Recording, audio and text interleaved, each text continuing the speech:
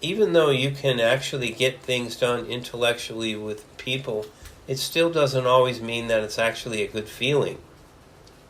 It's like you get something done, but if it doesn't mean anything in feeling, it doesn't mean anything in life. This applies to not just our personal life, but our work and our sleep, because we dream.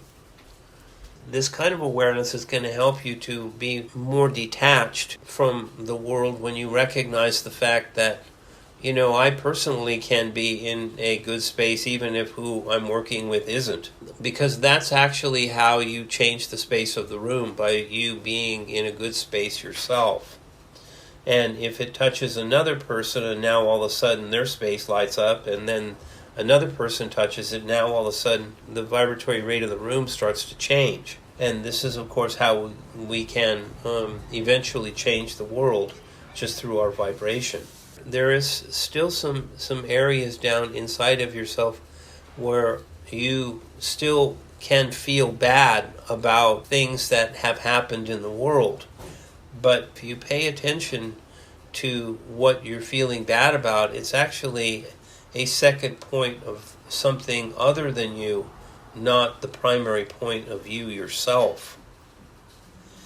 When your mind sees that, you will find yourself much more detached from the sensitivity of just people who don't know how to care any deeper than they do. So what are we going to do about that?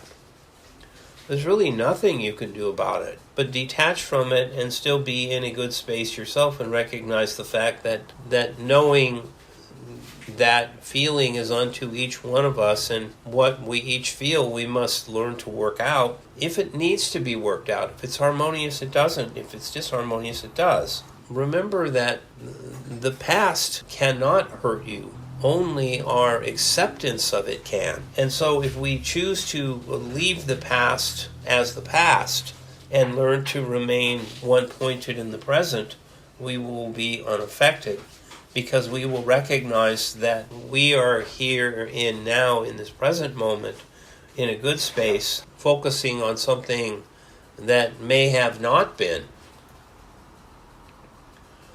And this is, everybody is going to have to deal with these areas inside ourselves. If you can access those areas, you can detach from them and open them up.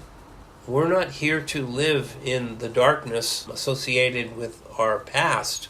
We're here to learn to live in the light of awareness of our present.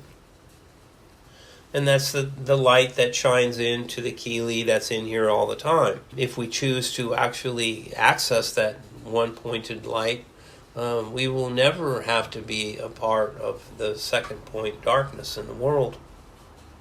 We're stronger than we know. It's because innately inside of ourselves we know that the nature of our being is to evolve into more harmonious states, not the other direction.